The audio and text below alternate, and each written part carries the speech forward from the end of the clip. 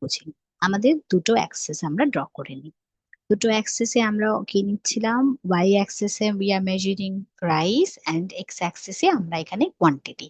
কেন কোয়ান্টিটি নিচ্ছি? কারণ আমি ডিমান্ড অ্যান্ড সাপ্লাই দুটো কার্ভই ড্র করব। আচ্ছা, আমি ধরে নিচ্ছি আমার এখানে ইপিটা লেস দ্যান ওয়ান, মানে elasticity of demand is less than one. তোমরা মনে করো তোমার লেস ইলাস্টিক ডিমান্ড মানে হচ্ছে আমার যে কার্ভটা, ডিমান্ড কার্ভটা সেটা স্টিপার হবে। ডিমান্ড কার্ভটা দেখো স্টিপার হবে। ওকে। আর আমি একটা নর্মাল সাপ্লাই কার্ভ ড্র করে নিচ্ছি, মানে আমি একটা ইউজুয়াল সাপ্লাই কার্ভ, আমি সাপ্লাই কার্ভটাকে ফিক্সড রেখে আমি ডিমান্ড কার্ভটাকে স্টিপার নিলাম। দেখো আমার ডিমান্ড কার্ভ ডাউনওয়ার্ড স্লোপিং, আমার স্টিপারও হলো, আর সাপ্লাই কার্ভ আপওয়ার্ড স্লোপিং। তোমরা জানো because of the positive relation between price and supply, দাম এবং সাপ্লাই এর পজিটিভ রিলেশন।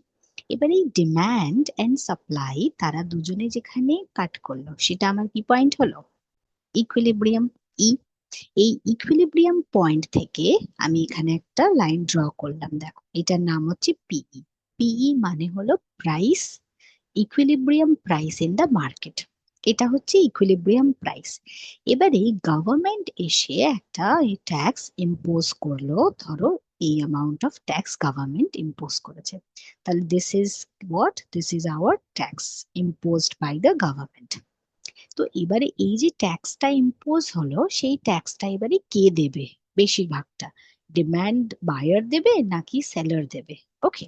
তাহলে এই ট্যাক্স যে ইম্পোজ হলো, দেখো এই লাইনটা আমি ডিমান্ড মানে আমার ব্লু লাইন থেকে আমি একটা ড্র করব। তাহলে এইখান থেকে আমি যে লাইনটা ড্র করছি সেটা হলো আমার প্রাইস পেড বাই বায়ার্স। ওকে। আর এই যে গ্রিন লাইন থেকে আমি একটা লাইন ড্র করছি সেটা আমার প্রাইস রিসিভড বাই সেলার্স। তার মানেটা কি দেখো, যখন ট্যাক্স ছিল না, পিই একমাত্র প্রাইস ছিল যেটা সেলাররা পাচ্ছিল আর বায়াররা পে করছিল। তাহলে PE is the price paid by the buyers and PE is the only price received by the seller. Tax থাকলে দুটো ডিফারেন্ট হলো না। কিন্তু the moment the government imposed the tax, tax যেই ইম্পোজ হয়ে গেল, তখন কিন্তু যে ইকুইলিব্রিয়াম প্রাইসটা আমার দুটো পার্টি স্প্লিট হয়ে যাচ্ছে।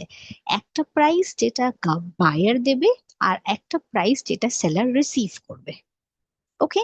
পিবি তুমি দেখো পিবিটা কিন্তু বেড়ে গেল আর পিএসটা কিন্তু কমে গেল।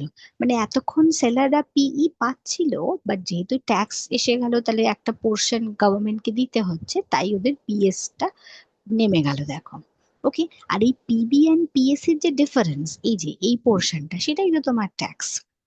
এবার তুমি দেখো, যেখানে বায়ার আগে পিই পে করছিল, আমি ধরো একটা এক্সাম্পল নিই, ধরো পিইটাকে তুমি ধরে নাও 10 রুপিস, আগে তুমি 10 রুপিস পে করছিলে, এখন গভর্নমেন্ট ট্যাক্স ইম্পোজ করেছে ধরে নাও হচ্ছে তোমার 5 রুপিসের।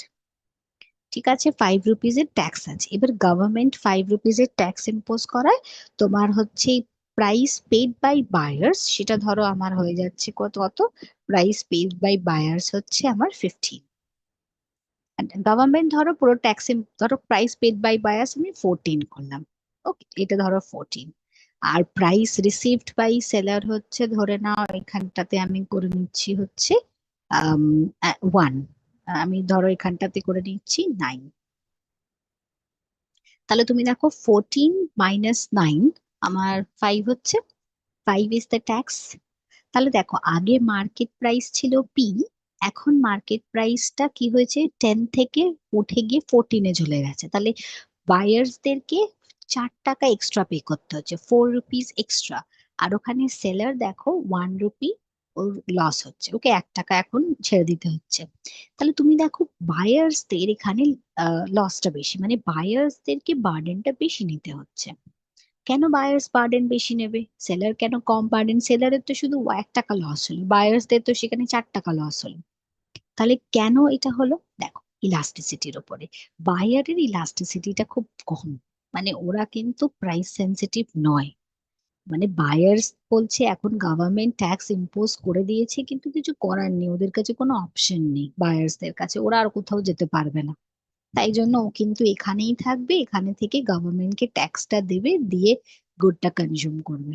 তুমি ভাবো ধরো যে সমস্ত অ্যালকোহল গুড, সেখানে কিন্তু গভর্নমেন্ট বেশি ট্যাক্স ইম্পোজ করে, বিকজ সেখানে কি ইলাস্টিসিটিটা আমার কম। ওখানে গভর্নমেন্ট জানে যে এখানে যদি আমি একটা ট্যাক্স ইম্পোজ করি, এখান থেকে আমি একটা ভালো রেভিনিউ পাবো, কারণ এখানকার লোকেরা কিন্তু আমাকে ছেড়ে যাবে না, কারণ ওরা জানে ড্রাগ বলো বা তোমার এগুলো হচ্ছে অ্যালকোহল, এগুলো সব অ্যাডিক্টেড কমোডিটি। তাহলে এইগুলো এখানে কি হচ্ছে, আমার ম্যাক্সিমাম বার্ডেনটা বায়ার নেয়। তুমি ডায়াগ্রাম দেখে বুঝতে পারছো, দেখো পিবি আর পিইর যে ডিফারেন্সটা, এই পোর্শনটা দেখো একটু বেশি, আর পিই আর পিএস এর যে ডিফারেন্স সেটা দেখো ছোট। ওকে, তাহলে ইলাস্টিসিটি কম হলে ট্যাক্স বার্ডেন বেশি হবে। So lower the elasticity, higher is the tax burden. Tax burden মানে কিন্তু কে ট্যাক্স, কাকে বেশি ট্যাক্সটা পে করতে হচ্ছে। বলো, এবার তুমি দেখে নাও সেম গ্রাফে আমি যদি সেম টাইপ করি, আমার আবার একটা অ্যাক্সেস পি নিলাম, কিউ নিলাম, এবার ডিমান্ড কার্ভটাকে তুমি ফ্ল্যাটার করে দাও। আবার ডিমান্ড কার্ভ ইজ ফ্ল্যাটার। আমি সাপ্লাই কার্ভটাকে নর্মাল রাখি যেরকম রেখেছিলাম, ট্যাক্সটাও ধরে নিচ্ছি ওই 5 রুপিজেরই ট্যাক্স আছে। আচ্ছা, আমার ডিমান্ড গ্রাফটা কি ফ্ল্যাটার হলো নাকি আরেকটু ফ্ল্যাট করতে হবে? আরেকটু ফ্ল্যাট করি, হ্যাঁ, তাহলে আমাদের বুঝতে সুবিধা হবে। ডিমান্ড গ্রাফটাকে আমি একটু ফ্ল্যাট করে দিই। ফ্ল্যাট মানে কিন্তু আমরা জানি ইপি কি মোর দ্যান ওয়ান। আর সাপ্লাই কার্ভটাকে আমি নর্মাল রাখি, হ্যাঁ, এই আমাদের সাপ্লাই কার্ভ নর্মাল। এই আমাদের ইকুইলিব্রিয়াম প্রাইস দুজনে মিলে ইন্টারসেক্ট করলো ই পয়েন্টে, এখান থেকে আমি পেয়ে যাচ্ছি হচ্ছে মার্কেট প্রাইসটা। এবারে গভর্নমেন্ট এসেছে, গভর্নমেন্ট এসে ট্যাক্স ইম্পোজ করে দিয়েছে। গভর্নমেন্ট বেশি ট্যাক্স ইম্পোজ করে দিয়েছে, ধরো এই 5 রুপিজেরই ট্যাক্স। এবারে এইটা আমি ডিমান্ড কার্ভ থেকে পেয়ে যাচ্ছি প্রাইস পেড বাই বায়ার্স, আর সাপ্লাই কার্ভ থেকে প্রাইস রিসিভড বাই সেলার। এবার ধরো ওই 5 রুপিজের ট্যাক্স পিএস ধরো তখন এখন হচ্ছে ধরো আমার প্রাইস অফ ইকুইলিব্রিয়াম প্রাইস ছিল 10, এখন ধরে নাও পিএস চলে যাচ্ছে হলো আমার অ্যারাউন্ড 7-এ চলে গেল, কিছু চলে গেলাম 7, আর ওখানটাতে ধরো আমার 12।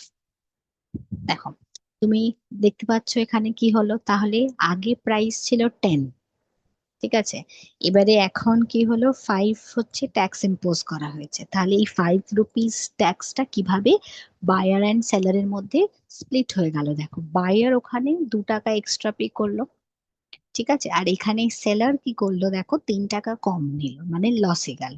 তাহলে তুমি দেখো সেলারের যে লসটা বেশি এখানে, মানে সেলারের পি আর পিএস এর যে ডিস্টেন্সটা সেটা বেশি, পিবি আর পিই ডিস্টেন্সটা তোমার কাছে এখানে কি কম হয়ে গেল।